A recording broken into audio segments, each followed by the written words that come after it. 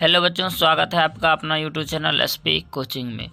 तो बच्चों, आज बिहार पैरामेडिकल के कुछ खास क्वेश्चन लेकर आए हैं और ये क्वेश्चन हिस्ट्री का क्वेश्चन है। तो चलिए देखते हैं क्वेश्चन को। कह रहा है कि पुनर्जागरण का आरंभ कहाँ हुआ था। तो पुनर्जागरण का जो आरंभ हुआ था वो इटली में हुआ था। कहाँ हुआ था? इटली में। नेक्स्ट प्रश्न है कि मोनालिसा किसकी कृति है। तो मोनालिसा जो था वो लियोनार्दो द विंची का कृति था। किसका? लियोनार्दो द विंची की कृति था। अगला 3 नंबर प्रश्न कह रहा है डिवाइन कॉमेडी नामक काव्य किसने लिखा। तो ये दांते ने लिखा था। किसने लिखा था? दांते ने लिखा। अगला क्वेश्चन है 4 नंबर प्रोटेस्टेंट धर्म सुधार आंदोलन की शुरुआत किसके नेतृत्व में हुई थी। तो ये मार्टिन लूथर के नेतृत्व में हुई थी। किसके नेतृत्व में? मार्टिन लूथर के नेतृत्व में। अगला प्रश्न कि भारत की खोज सर्वप्रथम किस यूरोपीय यात्री ने की थी। तो वास्को डी गामा ने की थी। किसने? Vasco D gamma. अगला प्रश्न है वास्को डी गामा कहाँ का निवासी था। तो ये जो था पुर्तगाल का निवासी था। कहाँ का था? पुर्तगाल का। अगला प्रश्न है कोलंबस कहाँ का निवासी था। कोलंबस जो था इटली का निवासी था। कहाँ का? इटली का। अगला प्रश्न कह रहा है अमेरिका की खोज किसने की थी। तो अमेरिका की जो खोज कोलंबस ने की थी। किसने की? कोलंबस। अगला प्रश्न है किसके नाम पर अमेरिका का नामकरण किया गया था। अमेरिगो वेस्पुंजी के नाम पर अमेरिका का नामकरण किया गया था। चलिए नेक्स्ट प्रश्न देखते हैं। कह रहा है कि सर्वप्रथम किसने संपूर्ण विश्व का चक्कर लगाया था। तो ये मैगेलन ने लगाया था। किसने लगाया था? मैगेलन। अगला प्रश्न है कि 100 वर्षीय युद्ध किन देशों के बीच यानी कि किन देशों के मध्य में हुआ था। तो ये इंग्लैंड एवं फ्रांस के मध्य में हुआ था। किनके? इंग्लैंड एवं फ्रांस के मध्य में हुआ था। अगला प्रश्न है कि वास्को डी गामा भारत कब पहुंचा। तो वास्को डी गामा भारत 1498 ईस्वी में पहुंचा था। कब पहुंचा? 1498 ईस्वी में पहुंचा था। अगला प्रश्न है कि वास्को डी गामा भारत सर्वप्रथम भारत के किस स्थान पर पहुंचा था। तो काली तट पर पहुंचा था। काली तट पर पहुंचा था। कहाँ पहुंचा था? काली तट पर। चलिए अगला प्रश्न देखते हैं। कह रहा है कि बोस्टन टी पार्टी की घटना कब हुई थी। तो ये बोस्टन टी पार्टी की घटना हुई थी 16 दिसंबर 1773 ईस्वी को। अगला प्रश्न है कि बोस्टन टी पार्टी की घटना के नायक थे। तो बोस्टन टी पार्टी के जो घटना के नायक था सैमुअल एडम्स था। कौन था? Samuel Adams. चलिए अगला प्रश्न है कि अमेरिकी स्वतंत्रता संग्राम की घोषणा कब की गई थी।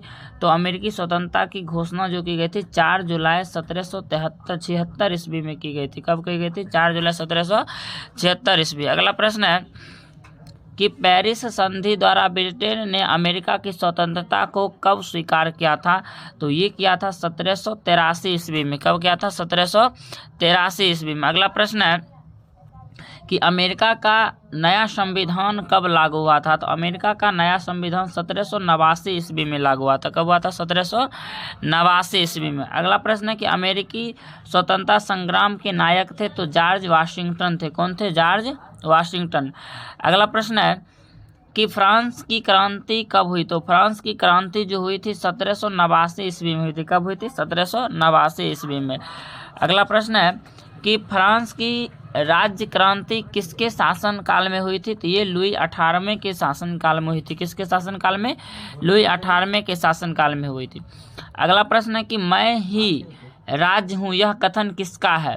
यानी कि यह कथन जो था ये लुई 14वें का कथन था। कहना था कि मैं ही राज्य हूँ। यह कथन किसका था? तो लुई 14वें का था। ये कथन जो था लुई 14वें का था। अगला क्वेश्चन है कि वर्साई के शीश महल का निर्माण किसने करवाया था। तो ये लुई 14वें ने करवाया था। किसने करवाया था? लुई 14वें ने करवाया था। अगला प्रश्न है कि शक्ति पृथक सिद्धांत किसने दिया था। तो शक्ति का पृथक सिद्धांत मॉन्टेस्क्यू ने दिया था। किसने दिया था? मॉन्टेस्क्यू ने। अगला प्रश्न है कि सामाजिक संविदा नामक पुस्तक किसने लिखा। तो सामाजिक संविदा नामक पुस्तक रूसो ने लिखा था। किसने लिखा था? रूसो ने लिखा था ना। अगला प्रश्न है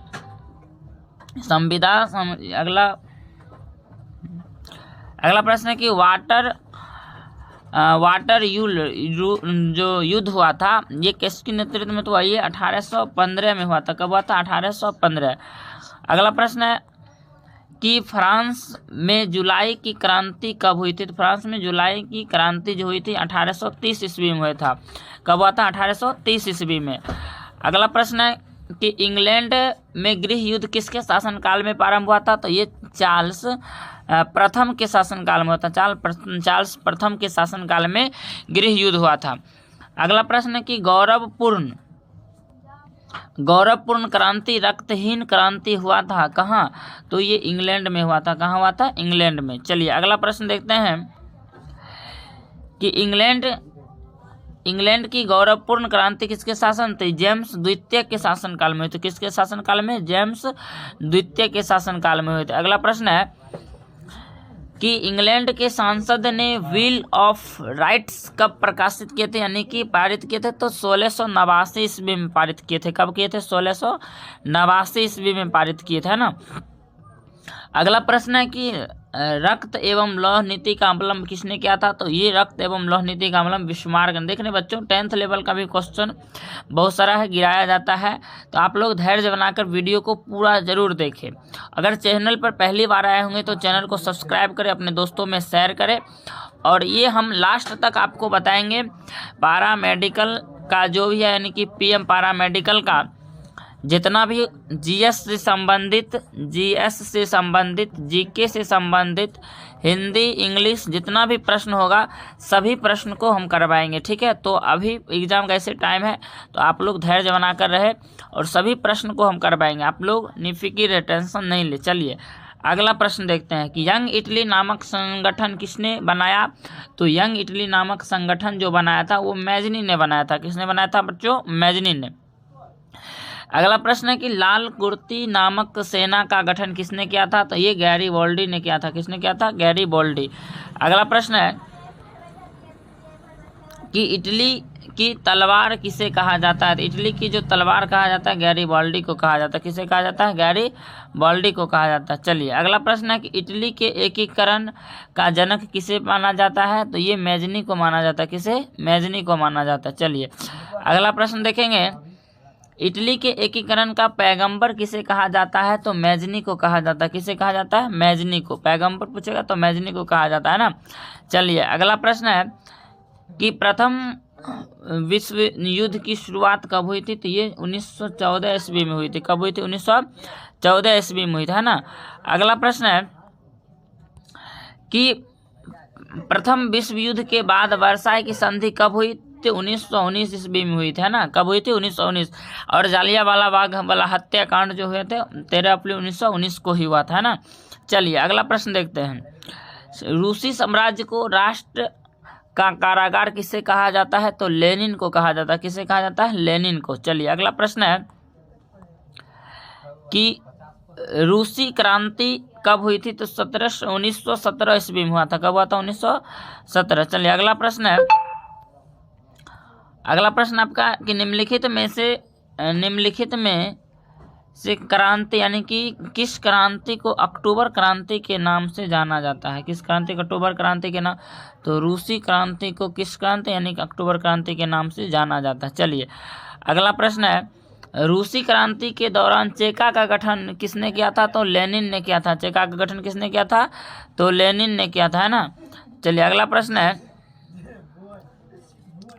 कि लाल सेना का गठन किसने किया था? तो लाल सेना का जो गठन किया था ट्रस्टकी ने किया था। किसने किया था? ट्रस्टकी ने।